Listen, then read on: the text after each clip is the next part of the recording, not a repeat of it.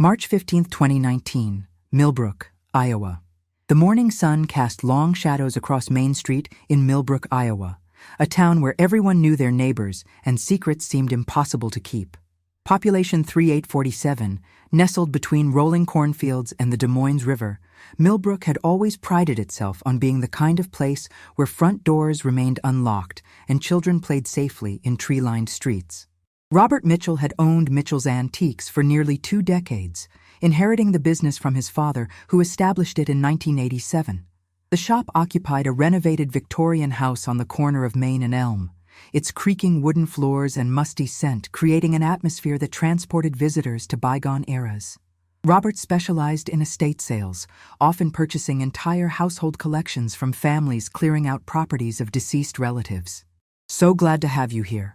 Comment your city so I can bring cases from your region and also know where you're watching me from. On this particular Friday morning, Robert was examining items from his latest acquisition, a collection purchased 3 days earlier from the estate of William Harrison, an 89-year-old widower who had passed away the previous month. Harrison had been a fixture in Millbrook for over 50 years, owning several properties throughout the county and maintaining a reputation as a shrewd but fair businessman. His death from natural causes had surprised few, given his advanced age and declining health over the past year. The Harrison estate sale had been substantial, requiring Robert to rent additional storage space to accommodate the sheer volume of items. Furniture, artwork, books, and countless boxes of personal belongings filled every available corner of his shop's back room. Robert had learned over the years that estate collections often contained unexpected treasures hidden among seemingly mundane possessions, which made the sorting process both tedious and potentially rewarding. As Robert worked through a particular box labeled Personal Documents, Basement Storage, he initially found the expected assortment of old bills, insurance papers, and tax records dating back to the 1970s. However, beneath a stack of yellowed utility statements, his fingers encountered something unexpected: a manila envelope sealed with aging tape that had begun to curl and separate from the paper. The envelope contained approximately 30 black and white photographs, their edges worn and slightly yellowed with age. The images appeared to have been taken with a standard camera, likely during the 1980s, based on their quality and style. What immediately struck Robert as unusual was not the photographs themselves, but rather the systematic way they had been organized and the peculiar circumstances they seemed to document. The photographs depicted various locations around Millbrook that Robert recognized: the old grain elevator on the outskirts of town, the abandoned railway bridge near Cedar Creek, and several rural properties that had long since fallen into disrepair. However, these were not typical scenic or nostalgic photographs that might be found in someone's personal collection. Each image appeared to have been taken from a distance, almost as if the photographer was observing or surveilling these locations rather than simply documenting them. More disturbing were several photographs that showed what appeared to be nighttime activities at these same locations. Dark figures could be seen near vehicles, though the poor lighting and image quality made it impossible to identify specific individuals. Numbers had been written in pencil on the back of each photograph, creating what seemed to be a chronological sequence spanning several months. Beneath the photographs, Robert discovered a small notebook with entries written in the same handwriting that appeared on the backs of the images. The entries were brief, consisting mainly of dates, times, and cryptic notations that meant nothing to Robert but suggested some form of record-keeping or surveillance log.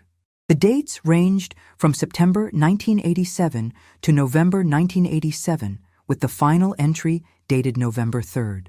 The year 1987 triggered a distant memory in Robert's mind. He had been only 14 years old at the time, but he recalled his parents discussing something troubling that had happened in town during the fall of that year. The details were hazy after more than 3 decades, but he remembered an atmosphere of unease and whispered conversations among adults that would stop whenever children entered the room. Robert set the photographs and notebook aside and continued searching through the remaining contents of the box. Near the bottom, wrapped in a faded dish towel, he found a collection of newspaper clippings from the Millbrook Gazette, all from October and November 1987. The headlines immediately clarified his childhood memories: Local family reported missing. Search continues for Stevens' family, and no new leads in Stevens' disappearance case. The articles detailed the mysterious disappearance of the Stevens family. Michael Stevens, age 38, his wife Jennifer, age 35, and their 2 children, Ethan, age 12, and Emma, age 8. According to the reports, the family had last been seen on October 15, 1987, when Michael failed to appear for work at Wilson Construction Company, where he served as the head accountant. When concerned co-workers visited the Stevens home, they found the house empty, but with no signs of forced entry or struggle. The investigation, led by Sheriff David Porter, had initially focused on the possibility that the family had left voluntarily, perhaps due to financial difficulties or personal problems. However, bank records showed no large withdrawals, and the family's car remained in their garage. Personal belongings, including Jennifer's purse and the children's favorite toys, were all left behind, making voluntary departure seem increasingly unlikely. As weeks passed, without any trace of the Stevens family, the investigation expanded to include neighboring counties and state authorities.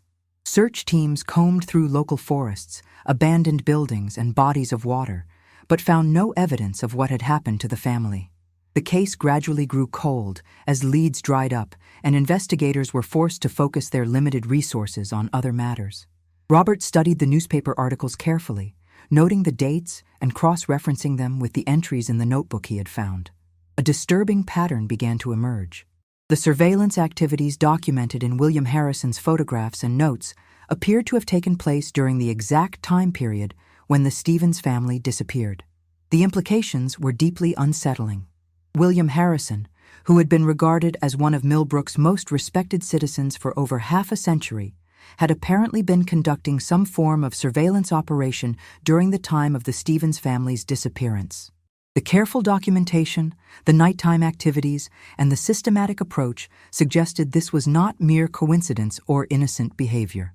Robert's hands trembled slightly as he reached for his phone. The discovery demanded immediate attention from law enforcement, but he hesitated, fully aware that what he had found could potentially destroy the reputation of a man who had died just weeks earlier and fundamentally alter how the community viewed its own history. The weight of the evidence before him was overwhelming. 32 years after the Stevens family had vanished without a trace, Robert Mitchell had stumbled upon what appeared to be documentation of activities that might finally provide answers to one of Millbrook's most enduring mysteries.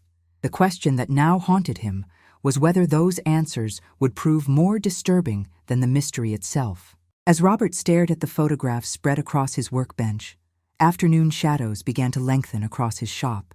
The familiar comfort of his antique-filled sanctuary now felt oppressive, as if the very walls were closing in with the magnitude of what he had discovered. The items that had seemed like innocent remnants of an elderly man's life had suddenly transformed into potential evidence of something far more sinister. What Robert could not have anticipated was that his discovery was merely the first thread in a web of secrets that would ultimately expose the dark heart of Millbrook's seemingly innocent facade, revealing that some mysteries are buried so deep that it takes decades for them to finally surface and demand their due. March 16, 2019, Millbrook Police Department Detective Sarah Thompson had been serving the Millbrook Police Department for 15 years, working her way up from patrol officer to lead detective in a department that rarely encountered crimes more serious than petty theft or domestic disputes. The call from Robert Mitchell the previous evening had shattered what she had assumed would be another routine Saturday morning reviewing paperwork and preparing for a quiet weekend. Thompson arrived at Mitchell's Antiques at 8 a.m. sharp, accompanied by Officer Brian Martinez and evidence technician Jessica Williams. The shop's vintage charm felt incongruous with the gravity of their mission as Robert led them to the back room where he had carefully preserved everything exactly as he had found it. The photographs, notebook, and newspaper clippings were spread across a folding table, creating a makeshift evidence display that would soon be transferred to the police station for proper analysis. As Thompson examined each item, she felt the familiar tingle of recognition that came with potentially significant evidence. The systematic nature of the documentation immediately suggested this was not the work of an amateur or someone acting impulsively. The photographs showed clear planning and patience, while the notebook entries indicated a methodical approach to whatever activities Harrison had been conducting. After securing all materials as evidence and taking detailed photographs of the crime scene, Thompson returned to the police station to begin the most challenging aspect of her investigation: locating and reviewing the original Stevens case files from 1987.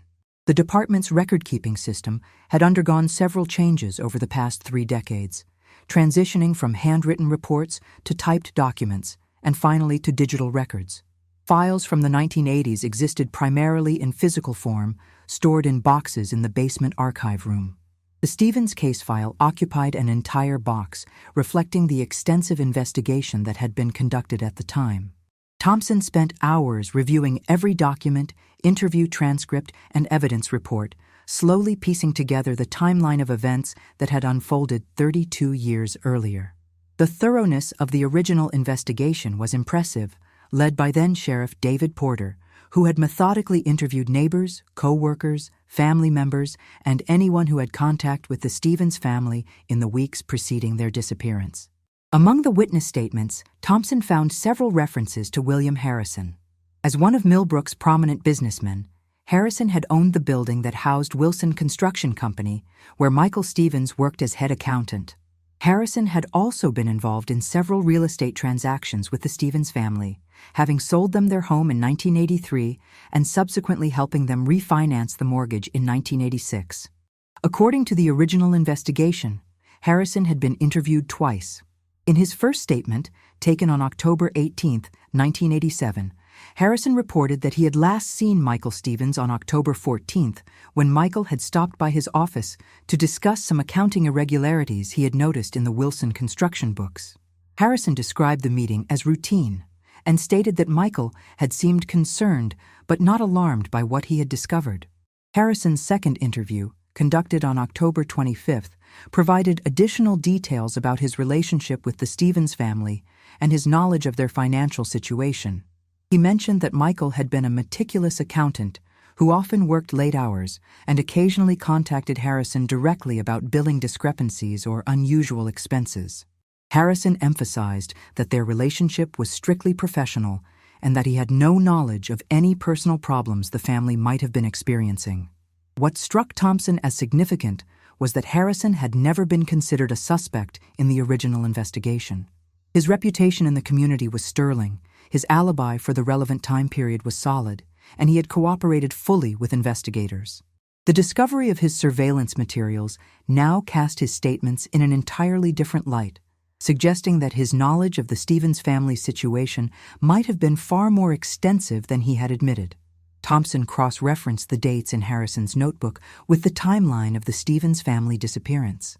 The surveillance activities had begun on September 15, 1987, exactly 1 month before the family vanished. The final entry, dated November 3rd, occurred nearly 3 weeks after the family was reported missing. This timeline suggested that Harrison's activities were directly related to the disappearance rather than being a separate, unrelated matter. The notebook entries themselves were cryptic, but followed a consistent pattern. Each entry contained a date, time, location code, and brief observations. The location codes corresponded to the sites photographed, while the observations included notes about vehicle movements, lighting conditions, and what appeared to be security assessments. Several entries mentioned cargo and schedule changes, though the meaning of these references remained unclear. Thompson decided to expand her investigation by interviewing community members who had been present during the 1987 events and might have additional information about Harrison's activities or the Stevens family. Her first priority was contacting Charles Anderson, who had been the Stevens family's next-door neighbor and had provided detailed statements during the original investigation. Anderson, now 78 years old, had maintained clear memories of the period surrounding the family's disappearance.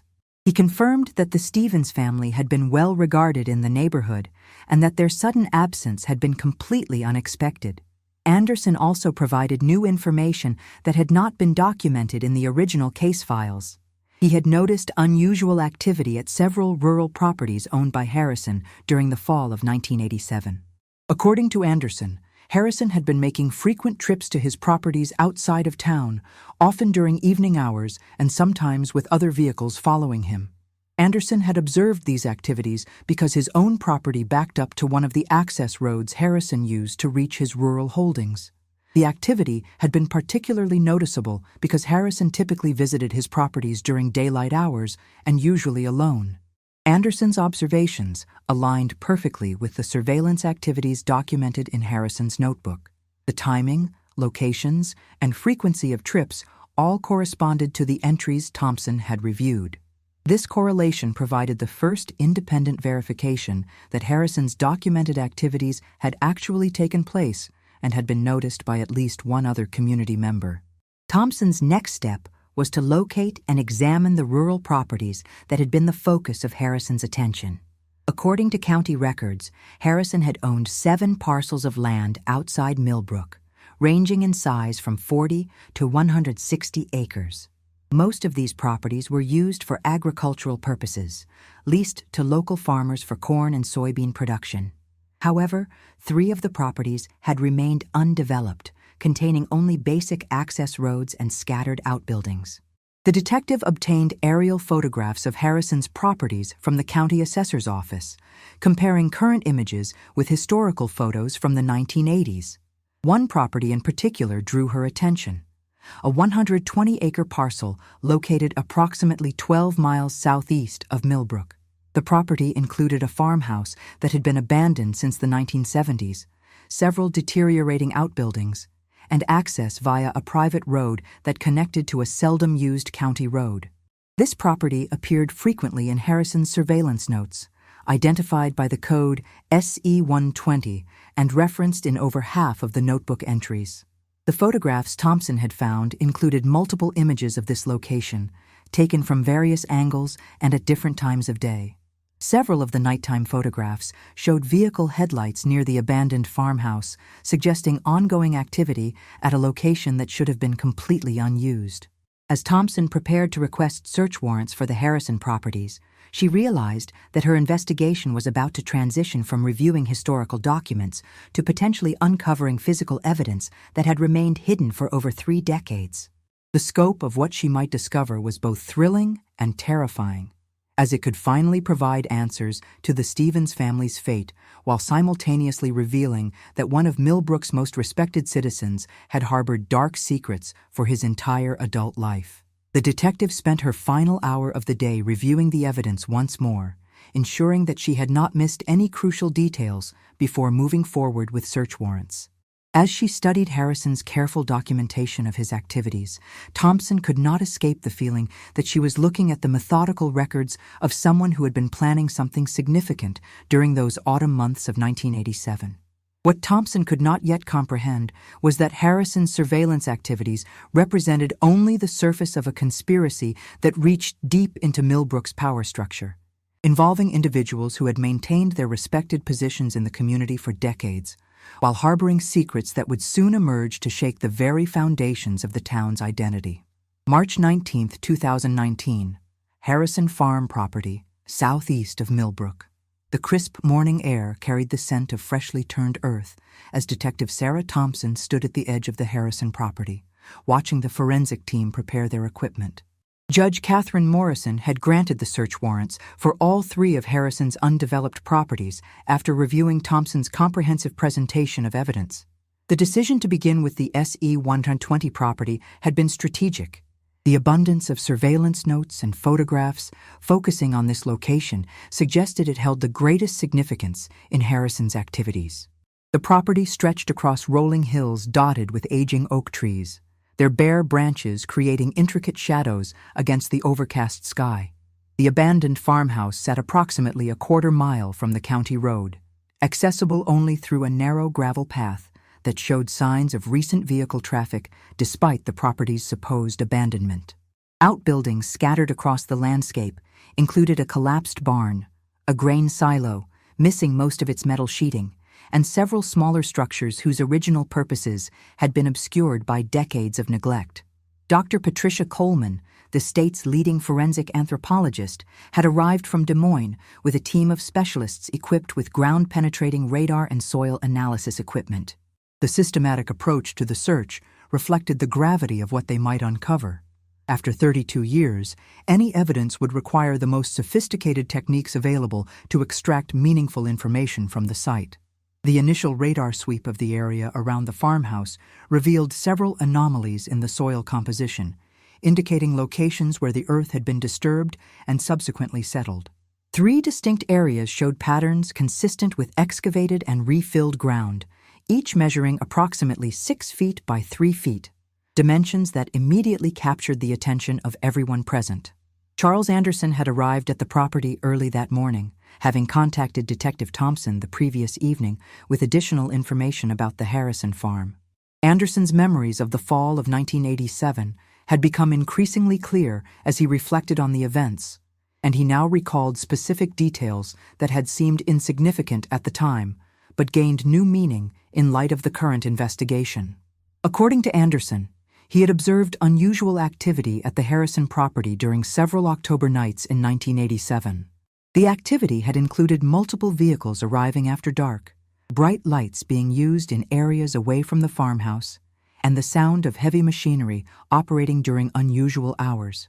Anderson had initially assumed that Harrison was conducting some form of agricultural work or property improvement, but the secretive nature of the activities and their timing had struck him as odd. Anderson's observations aligned perfectly with entries in Harrison's notebook from October 1987.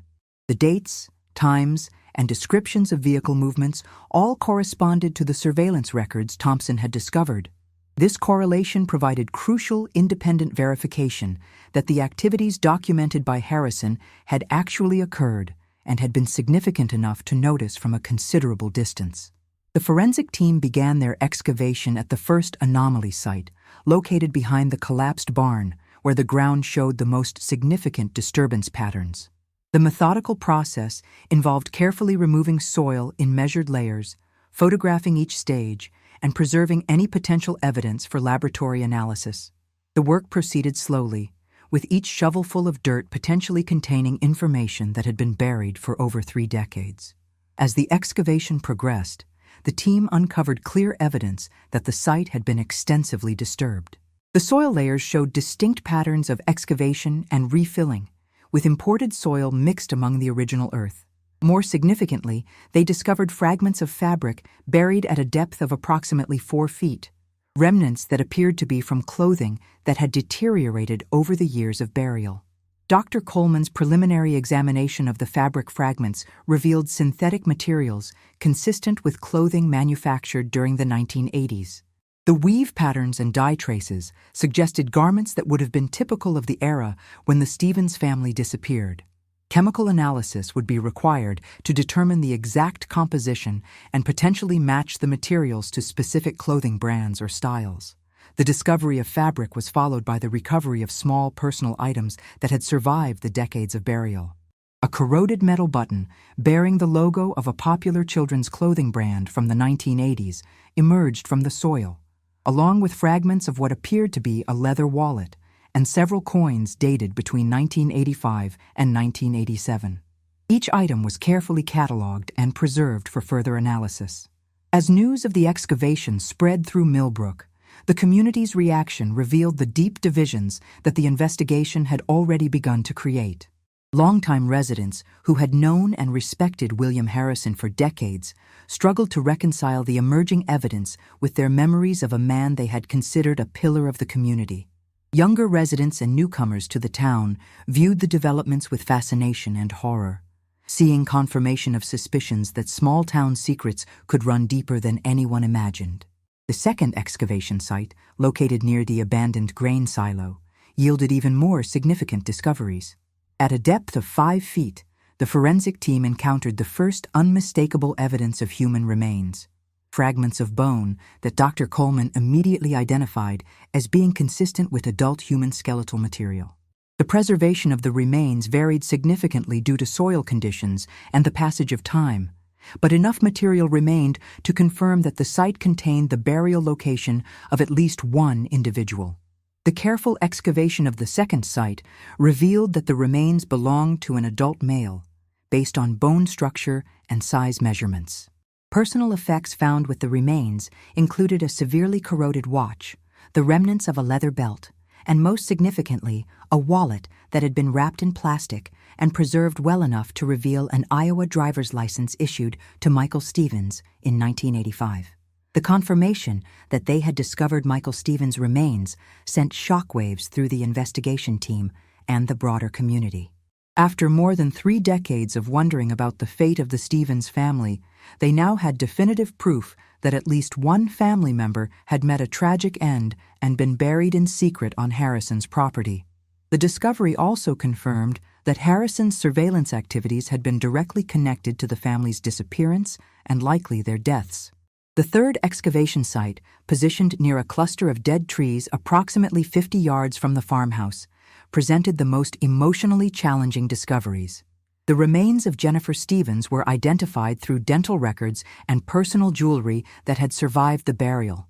Near her remains, the team discovered evidence of 2 smaller burials that contained the remains of children, ultimately confirmed through DNA analysis to be 12-year-old Ethan and 8-year-old Emma Stevens. The discovery of the entire Stevens family, buried on Harrison's property, transformed the investigation from a missing persons case into a quadruple homicide investigation.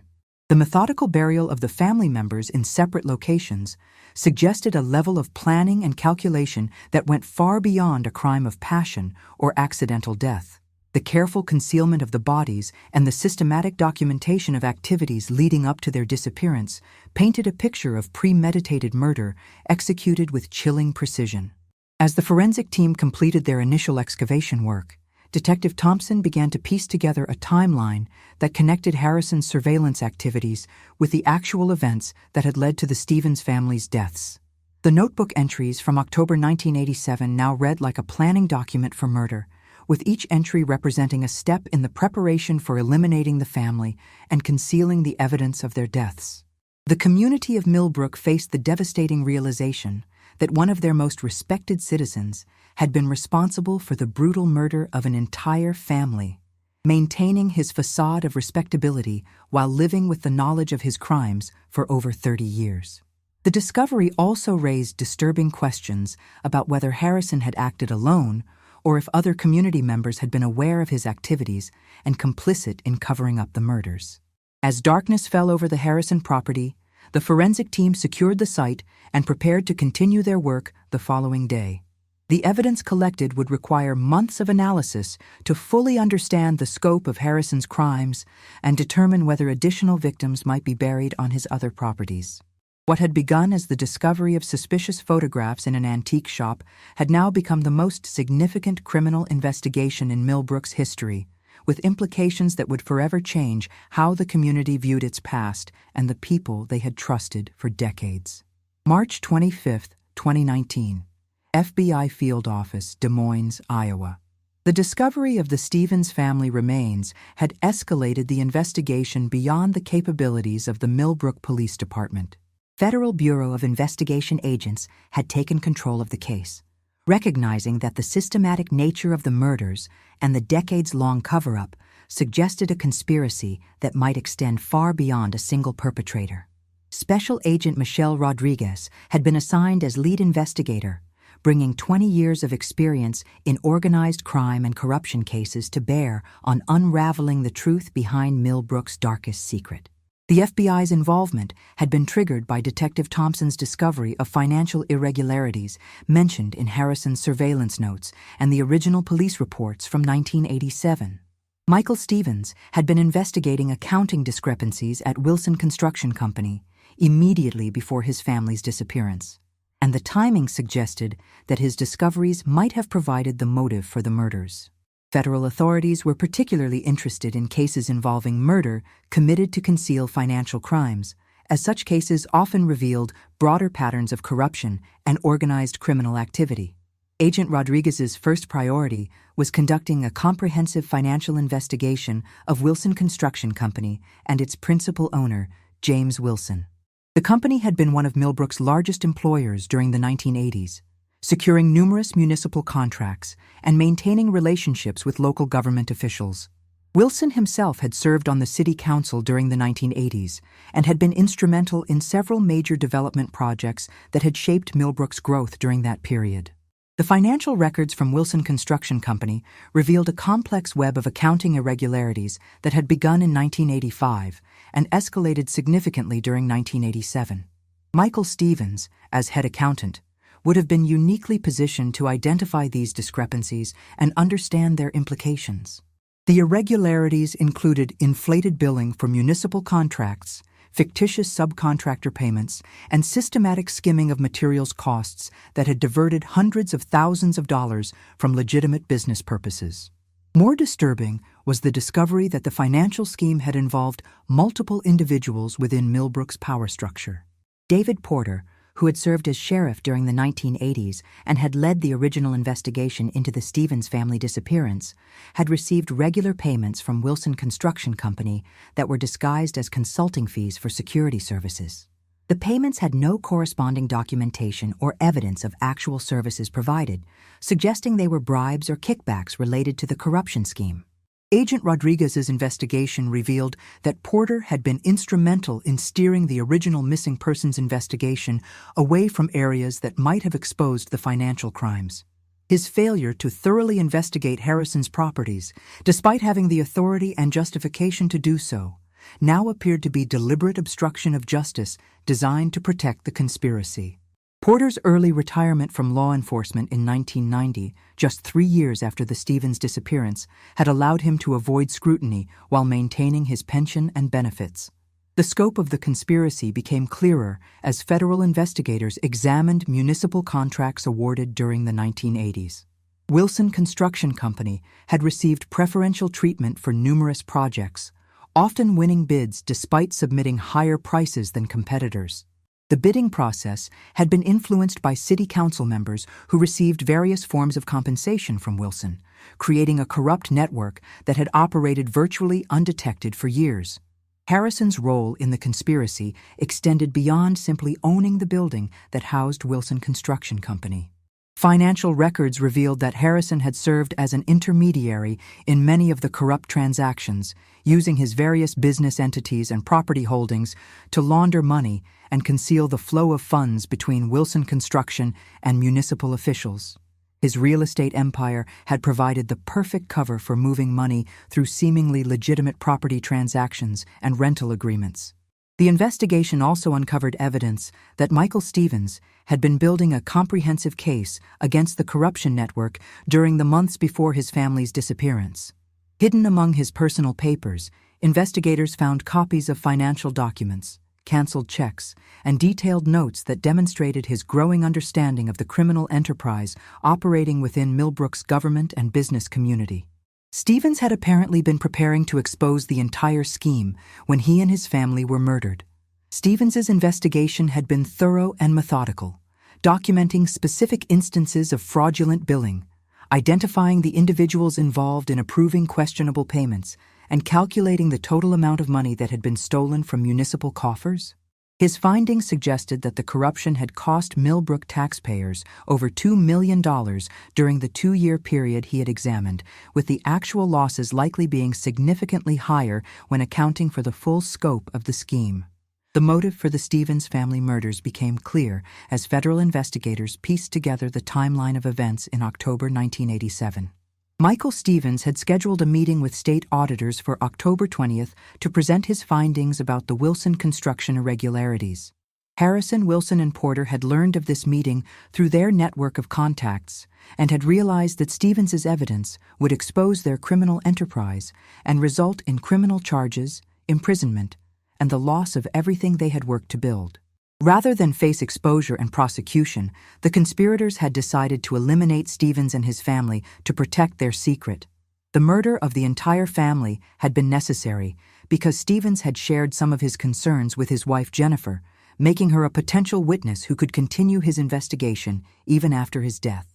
The children had been killed to ensure that no family members remained who might eventually uncover evidence of their father's work or ask uncomfortable questions about their parents' fate. Harrison's surveillance activities during September and October 1987 represented the planning phase of the murders. His detailed notes had documented the Stevens family's daily routines, identifying optimal times and locations for abducting them without witnesses. The methodical approach reflected the careful planning that had made the murders possible while avoiding detection for over 3 decades. The federal investigation expanded to examine other suspicious deaths and disappearances in Millbrook during the 1980s and 1990s, recognizing that the Stevens murders might not have been isolated incidents. 2 additional cases drew particular attention: the 1989 death of City Auditor Thomas Richardson in a car accident and the 1992 disappearance of construction foreman Anthony Martinez, who had worked for Wilson Construction Company and might have possessed knowledge about the company's fraudulent practices. Richardson's death had occurred just weeks before he was scheduled to begin a comprehensive audit of municipal contracts, including several major projects completed by Wilson Construction Company. The car accident had been attributed to mechanical failure, but the vehicle had been destroyed in a post-crash fire that eliminated any possibility of thorough forensic examination. Martinez had disappeared while investigating safety violations at a Wilson construction site, and his body had never been found despite extensive searches. The pattern of convenient deaths and disappearances suggested that the conspiracy had been willing to use murder as a tool to protect their criminal enterprise whenever they felt threatened by potential exposure. The systematic elimination of threats had allowed the corruption network to operate for over a decade, stealing millions of dollars from the community while maintaining their respected positions in local society. As federal agents prepared to arrest the surviving members of the conspiracy, Agent Rodriguez reflected on the remarkable fact that such an extensive criminal enterprise had operated undetected in a small town where everyone supposedly knew everyone else's business. The success of the conspiracy had depended on the perpetrators' positions of trust and authority within the community, allowing them to control investigations and suppress evidence that might have exposed their crimes. The arrest warrants for David Porter and James Wilson were scheduled to be executed simultaneously to prevent either man from fleeing or destroying evidence.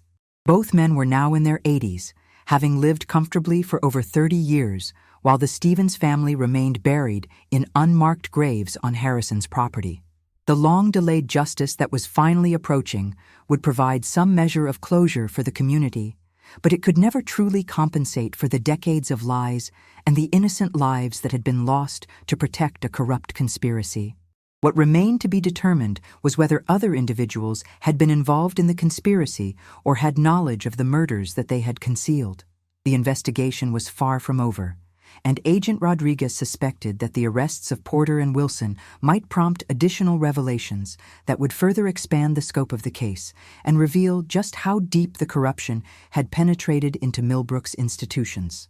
April 2, 2019, Millbrook, Iowa.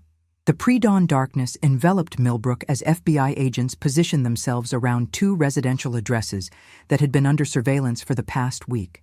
Special Agent Michelle Rodriguez coordinated the simultaneous arrests from her command post at the Millbrook Police Department, knowing that the element of surprise would be crucial in preventing the destruction of evidence or attempts to flee. After 32 years of freedom, David Porter and James Wilson were about to face justice for their roles in the Stevens family murders and the corruption conspiracy that had motivated the killings. David Porter, now 78 years old, lived in a modest ranch house on the outskirts of Millbrook, having maintained a low profile since his retirement from law enforcement in 1990. His pension from the sheriff's department, combined with income from various investments and property holdings, had provided him with a comfortable lifestyle that stood in stark contrast to the poverty experienced by many longtime residents of the community he had supposedly served and protected. The federal agents executing Porter's arrest warrant found him in his kitchen, preparing his morning coffee with the routine precision of someone accustomed to early rising. His reaction to the agent's presence revealed a man who had been expecting this moment for decades, showing neither surprise nor resistance as they informed him of the charges against him. The relief that flickered across his weathered features suggested that the burden of maintaining his secret for over 3 decades had finally become too heavy to bear. Porter's house contained a wealth of evidence that corroborated the federal investigation's findings about the corruption conspiracy. Hidden in a bedroom closet, agents discovered a safety deposit box key that led to the recovery of detailed financial records documenting his receipt of payments from Wilson Construction Company. The records revealed that Porter had received over $300,000 in bribes during his tenure as sheriff, money that had been laundered through fictitious consulting contracts and shell companies controlled by Harrison and Wilson. More significantly, Porter's personal papers included copies of documents related to the original Stevens family investigation that had never been included in the official case files. These documents revealed that Porter had deliberately withheld crucial evidence from other investigators and had actively steered the investigation away from areas that might have exposed the corruption conspiracy. His actions had not only obstructed justice, but had also prevented the Stevens family from receiving a proper burial and their extended family from learning the truth about their fate. The arrest of James Wilson, now 82 years old, presented greater challenges due to his deteriorating health and the need for medical supervision during the process. Wilson had been living in an upscale assisted living facility in nearby Cedar Rapids, having moved there 3 years earlier when his Alzheimer's disease had progressed to the point where independent living was no longer feasible. His cognitive decline had accelerated significantly during the past year, raising questions about his competency to stand trial for his crimes. Despite his medical condition, Wilson's reaction to his arrest was revealing. The mention of the Stevens family and the Wilson Construction Company corruption charges appeared to trigger moments of clarity that penetrated his dementia-clouded mind. His agitated responses and emotional distress upon hearing these specific names suggested that the memories of his involvement in the murders remained accessible even as other aspects of his cognitive function had deteriorated. The search of Wilson's former residence, which had been maintained by his family since his move to assisted living, yielded extensive documentation of the corruption conspiracy. Wilson had kept meticulous records of all bribes, kickbacks, and fraudulent transactions, apparently viewing them as legitimate business expenses rather than criminal activities. His files revealed the full scope of the conspiracy, including the involvement of additional city council members and municipal employees who had received payments in exchange for their cooperation. Wilson's records also confirmed the investigators' suspicions about the deaths of city auditor Thomas Richardson and construction foreman Anthony Martinez. Detailed notes in Wilson's handwriting described both men as threats to the conspiracy who needed to be eliminated before they could expose the criminal enterprise. The casual tone of these notes, written as if planning routine business decisions, demonstrated the cold-blooded nature of the conspiracy and the ease with which its members had resorted to murder to protect their interests. The revelation that Richardson and Martinez had also been murdered expanded the scope of the federal investigation and confirmed that the Stevens family killings were part of a larger pattern of eliminating potential witnesses. The conspiracy had operated as a criminal organization willing to use any means necessary to protect their financial interests and maintain their positions of power within the community. As news of the arrests spread through Millbrook, the community's reaction revealed the deep divisions that had developed since the investigation began. Longtime residents who had respected Porter and Wilson for decades struggled to accept that these men had been responsible for multiple murders and had corrupted the very institutions they had been entrusted to protect. The betrayal felt personal for many residents who had considered these men friends and had trusted them with their safety and welfare. The younger generation and newer residents viewed the arrests as confirmation of their suspicions that the town's power structure had been fundamentally corrupt. For them, the investigation validated their belief that small-town politics often concealed dark secrets and that positions of authority could be used to exploit rather than serve the community. Catherine Reed, the daughter of Michael Stevens, who had been only 5 years old when her family was murdered, emerged as a powerful voice for justice and accountability. Now 37 years old and living in Des Moines, Reed had spent her entire adult life wondering about her family's fate and struggling with the trauma of their sudden disappearance. The discovery of their remains and the arrest of their killers provided her with the closure she had sought for over 3 decades. Reed's public statements about the case brought national attention to Millbrook and transformed the investigation into a symbol of delayed justice and the importance of never giving up on unsolved cases.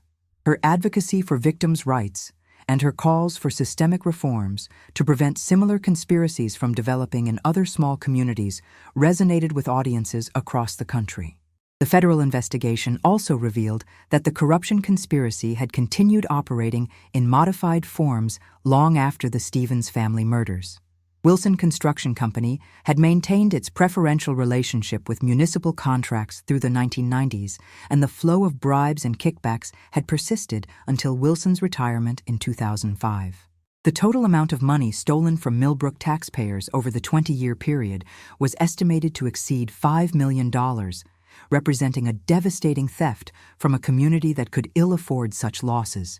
Porter's cooperation with federal investigators accelerated dramatically after his arrest, as he recognized that his advanced age and health problems made a lengthy prison sentence effectively a life sentence.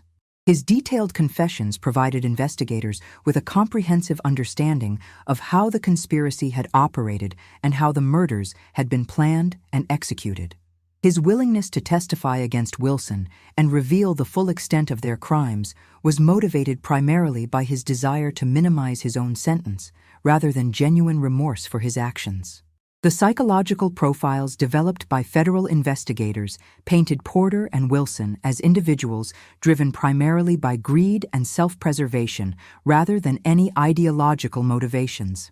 Their willingness to murder innocent people, including children, to protect their financial interests demonstrated a level of moral corruption that shocked even experienced law enforcement officials who had investigated numerous organized crime cases. As the legal proceedings prepared to move forward, federal prosecutors faced the challenge of seeking justice for crimes that had been committed over 30 years earlier by defendants whose advanced age and health problems complicated the pursuit of meaningful sentences. The case had become a test of the justice system's ability to hold powerful individuals accountable for their crimes, regardless of how much time had passed or how respected they had been in their communities. The investigation had also revealed the need for systemic reforms to prevent similar conspiracies from developing in other small communities where limited oversight and close personal relationships could facilitate corruption and cover-ups. The Stevens family murders had demonstrated that even the most seemingly peaceful and well-governed communities could harbor dark secrets that required constant vigilance and transparency to prevent. October 15, 2019, Federal Courthouse, Des Moines, Iowa. Exactly 32 years to the day after the Stevens family disappeared, the federal courthouse in Des Moines became the focal point for one of Iowa's most significant criminal trials in decades. The trial of David Porter and James Wilson for conspiracy, corruption, and accessory to murder had attracted national media attention, transforming Millbrook from an obscure farming community into a symbol of how corruption and violence could flourish in America's heartland when oversight failed and power went unchecked.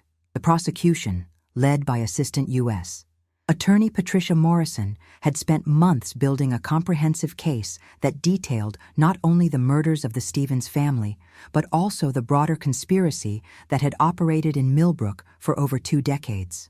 The evidence included financial records, witness testimony, physical evidence from the burial sites, and most importantly, David Porter's detailed confession that implicated both himself and Wilson in the planning and execution of multiple murders. James Wilson's deteriorating mental condition had created significant legal challenges for the proceedings. Medical evaluations had determined that while his Alzheimer's disease had progressed considerably, he retained sufficient cognitive function to understand the charges against him and assist in his defense. However, his ability to recall specific events from the 1980s fluctuated dramatically, creating moments of startling clarity alternating with periods of confusion and disorientation. The defense attorneys faced the nearly impossible task of defending clients whose guilt had been established through overwhelming physical evidence and detailed confessions. Wilson's legal team focused primarily on his diminished mental capacity and argued that his advanced age and medical condition should be considered mitigating factors in sentencing. Porter's attorneys attempted to portray him as a reluctant participant who had been coerced into cooperation by Harrison and Wilson, though this strategy was undermined by evidence showing his active leadership role in the conspiracy. Catherine Reed's testimony provided the most emotionally powerful moments of the trial. Her description of growing up without her family and spending decades wondering about their fate resonated deeply with the jury and courtroom observers. Her composure while describing the impact of the crimes demonstrated remarkable strength and highlighted the lasting trauma that the defendants' actions had inflicted not only on the immediate victims, but on the surviving family members who had been left to cope with uncertainty and loss. The prosecution's presentation of evidence methodically documented the timeline of events leading to the Stevens family murders. Michael Stevens's discovery of the financial irregularities at Wilson Construction Company had threatened to expose a conspiracy that had already stolen millions of dollars from municipal contracts. Rather than face prosecution and the loss of their wealth and status, the conspirators had chosen to eliminate the threat through murder, calculating that the deaths of an entire family would be preferable to their own imprisonment. The trial also revealed previously unknown details about the actual murders, based on Porter's confession and physical evidence recovered from the burial sites. The Stevens family had been abducted from their home on the evening of October 15, 1987, and taken to Harrison's remote property where they were killed and buried in separate graves to complicate any potential discovery.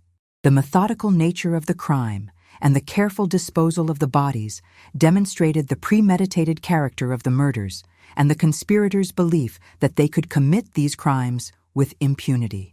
The testimony of Charles Anderson, the Stevens family's former neighbor, provided crucial corroboration of the prosecution's timeline and demonstrated how the conspirators' activities had been noticed but not understood at the time. Anderson's memories of unusual nighttime activities at Harrison's properties during October 1987 aligned perfectly with the physical evidence and Porter's confession, creating a comprehensive picture of how the murders had been planned and executed. The trial also addressed the subsequent cover-up that had prevented the crimes from being solved for over 30 years. Porter's position as sheriff had allowed him to control the investigation and ensure that crucial evidence was overlooked or dismissed. His deliberate misdirection of investigative resources and his failure to pursue obvious leads had enabled the conspiracy to continue operating while the Stevens family remained buried in unmarked graves. Wilson's limited testimony, delivered during his periods of mental clarity, provided chilling insights into the mindset of the conspirators. His matter-of-fact descriptions of the murders as necessary business decisions revealed the moral bankruptcy that had enabled the conspiracy to function. His apparent inability to comprehend the severity of his crimes, even during his lucid moments, demonstrated the profound corruption that had developed within Millbrook's power structure. The prosecution's case was further strengthened by the testimony of forensic experts who had analyzed the evidence recovered from the burial sites. DNA analysis had conclusively identified the remains of all 4 Stevens family members, while ballistics evidence confirmed that they had been killed with weapons registered to Harrison.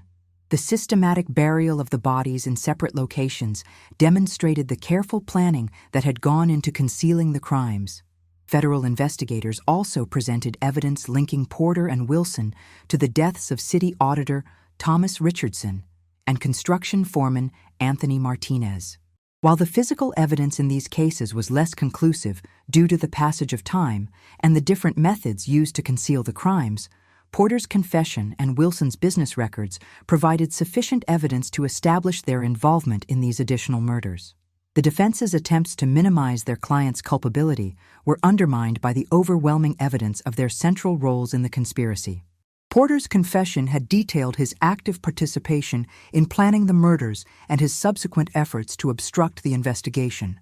Wilson's meticulous financial records demonstrated his leadership role in the corruption scheme and his knowledge of the murders that had been committed to protect it. The jury deliberated for less than 6 hours before returning guilty verdicts on all charges against both defendants.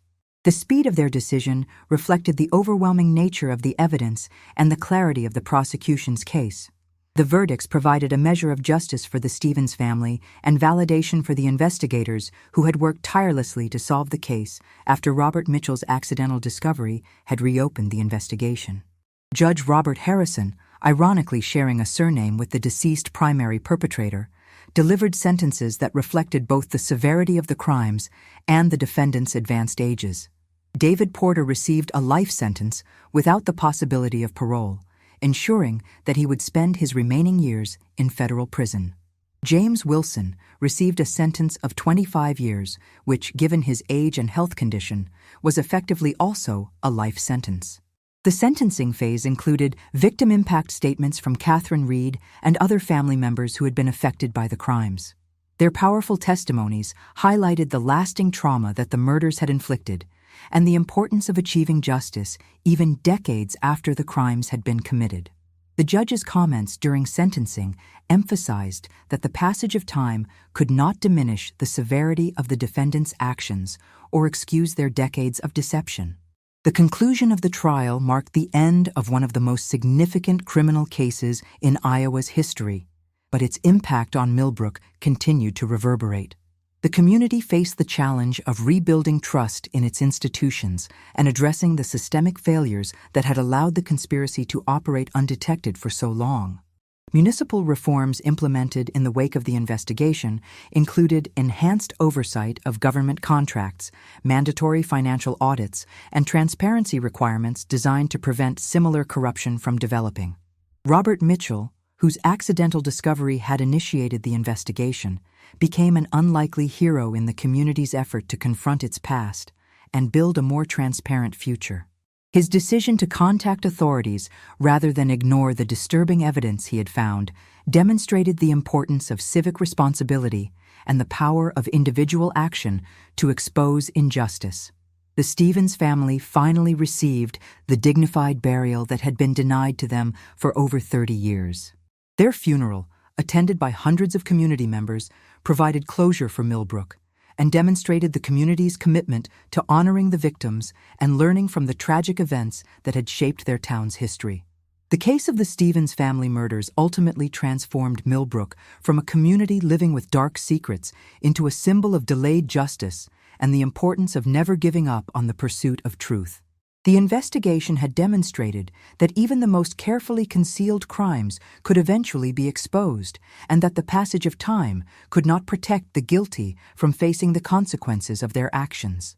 The unexpected discovery that had made Millbrook world famous was not a treasure or archaeological find, but rather the revelation that justice, however delayed, could still prevail against corruption and violence. The town's newfound fame came not from celebration, but from the sobering recognition that evil could flourish in any community where vigilance was relaxed and power was allowed to operate without accountability.